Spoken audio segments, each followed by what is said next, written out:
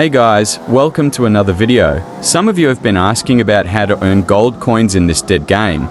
Today, I managed to make a tutorial for you. The first thing you need is to be in one of the clubs and have it completed. I highly recommend having different cars for each of them. When you have a car that is in a completed club, it will give you extra races, and each of these races will reward you with some gold coins. Although it may not seem like much, the races take only a minute to complete. Therefore, if you have completed multiple clubs, you won't run out of these races. So, I highly recommend having different cars for each club so that you always have these races available. This is literally the best way to earn money in this game. Since all the glitches have been patched, I wanted to include the race in the video as well, but as you can see, due to the amazing bug fixes that the CarX team has done, the game crashes every time I try to race. Anyway, guys, since the glitches are patched, that is the only way for it at the moment. Please don't blow the comments by asking about unlimited money. I would like to help, but I can't do that because, first of all, it goes against YouTube policies and I wouldn't risk the channel for that. The other reason is that I don't even have unlimited money in the game myself. If you just look at my cash in the game, you can easily see that it reduces day by day, and I don't know how that seems unlimited to you.